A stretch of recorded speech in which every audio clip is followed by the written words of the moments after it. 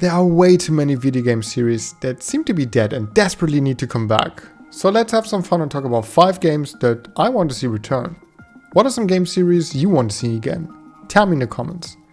So Breath of Fire was one of the first series I was thinking about when having the idea for this video. This was Capcom's answer to Final Fantasy and Dragon Quest back in the 90s. And I think Breath of Fire was a solid competition for many reasons. There were unique mechanics in Breath of Fire, like the ability to transform into a dragon in combat, which unlocked a whole set of different skills. Also, a few entries in the series gave the party members abilities outside of combat that helped the player traversing the world or solving puzzles. I love mechanics like that in JRPGs. I think Breath of Fire needs to come back with a 7th entry because Capcom released one banger after another in the last few years. So the idea of having a new Breath of Fire from a company that produces high quality games every year is a dream. Also, I think we need more successful JRPG series that exist alongside Final Fantasy, Persona and others. Especially when this series already has some unique mechanics that would be amazing to see Capcom modernize. Another reason why I want this series back? Dragons. There aren't enough games with dragons nowadays, right? So please Capcom, just create a game with dragons, okay? Well, okay, you already have one, fair enough. Wait, no. This is not a dragon, this is a wyvern, alright? Anyway, some high quality competition for franchises like Final Fantasy, Dragon Quest and others would be amazing. Breath of Fire is definitely a unique series, and it would be amazing playing a new entry. What do you think? Would you want to play a new Breath of Fire?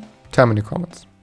Okay, maybe Castlevania isn't exactly dead. We got a Netflix show that, from what I've heard, is quite enjoyable. There are also a bunch of re-releases like the Castlevania Advance Collection. Yes, all well and good. But I think it's such a shame that we don't get a new Castlevania game, especially after the Metroidvania genre is more popular than ever, thanks to games like Hollow Knight or the Ori series. I would even say it's straight up stupid that Konami never developed a new Castlevania. They were sitting on a gold mine here if you ask me.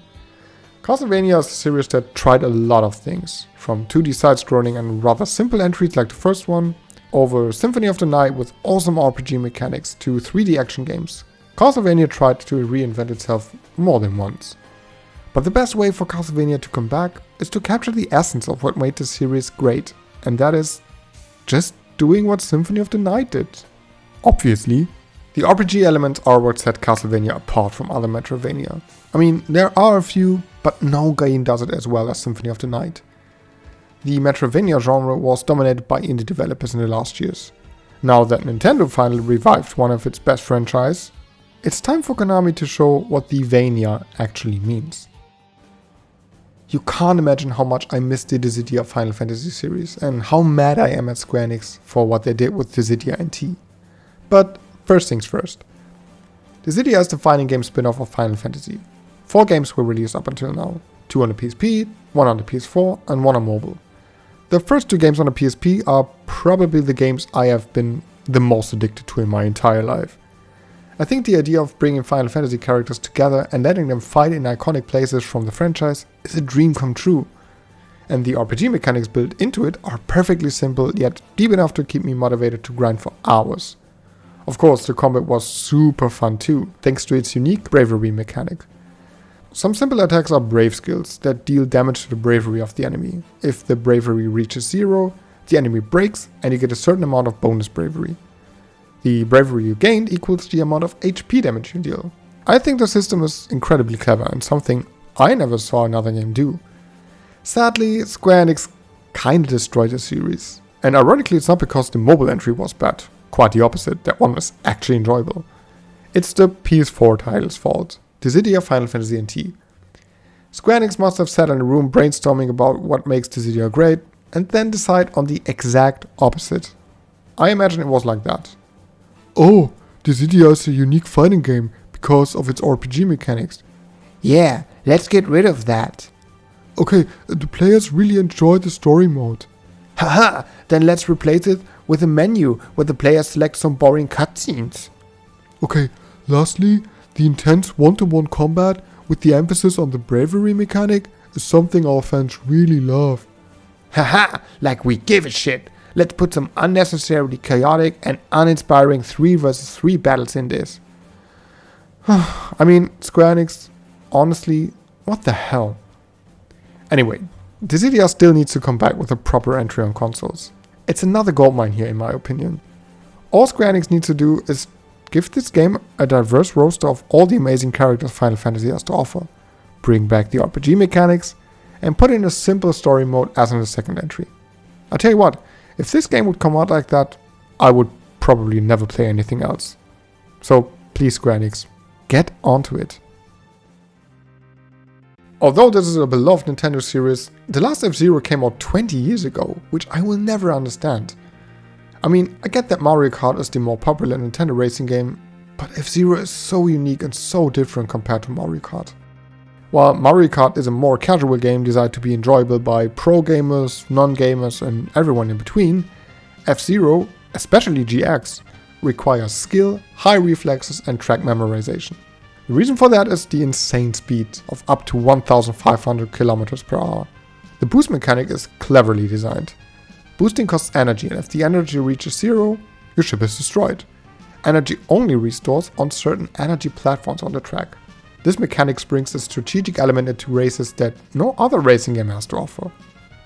Also in F-Zero GX, you can build your own racing vehicle by putting together parts that change the stat of your custom vehicle. Now I think F-Zero needs to come back because it's so different from Mario Kart that it would definitely have an audience. Mario Kart 8 is such a big game and a huge success that I imagine it's difficult to improve upon with the next entry. If Nintendo would develop a new F-Zero, they could give us gameplay mechanics that wouldn't really fit into Mario Kart, like the ones I mentioned above. In the meantime, I tried to buy a Wii U online just to play the F-Zero sections of Nintendo Land. Yes, that's how desperate I am. Anyway, would you like to see a return of the F-Zero series, or are you happy with playing Mario Kart 8 Deluxe for the rest of your life? Tell me in the comments. Okay, now we get to the game that was the reason why I wanted to make this video. Ubisoft, what in the living hell is wrong with you? The last proper Rayman came out in 2013. That's 10 years ago. And what's so absurd about that is that Rayman Legends was easily the best entry in the entire series. While the initial sales were disappointing for Ubisoft, the game sold around 4.5 million copies up until 2019. Gameplay wise, I think Rayman Legends is just so good. The controls are tight, the levels are designed creatively, both visually and in structure, the graphical style is amazing, and the humor is unique and fun. If you played Rayman Legends, you probably remember the music levels that captured the essence of the game perfectly and offered a whole different kind of challenge. And speaking of challenge, I don't know what you think, but I love the online aspect of Legends that gave the players daily and weekly challenges. Of course, Legends isn't the only great game in the series. Every entry is still enjoyable today if you ask me.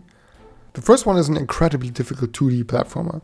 The second and third entry experimented with 3D levels and sections with cool gameplay ideas. And Origin laid the foundation for Legends with superb level design. The thing that annoys me the most is that Rayman Legends was Ubisoft's last game that was actually creative and unique. Everything else in the last 10 years was generic. That doesn't mean these games are not fun. I personally enjoyed Immortals Phoenix Rising quite a lot, but there's no doubt that Ubisoft games tend to be similar in their world design. So yeah, Rayman is a great series that needs to come back. Nintendo proved that platformers are still popular, and Sony showed that with Crash Bandicoot. There can be competition for Super Mario. I really hope that Ubisoft will eventually come to their senses and realize that Rayman is a series that could be successful and exist alongside other platformers. So, that's it. What are some game series that you want to see come back from the dead? Tell me in the comments. And if you enjoyed that video, I would be happy if you subscribe so you don't miss out on the next 5 game series I want to see return. And while you're at it, hit the like button. That would help me out a lot. Thanks for watching, have a great day, and I'll see you in the next video.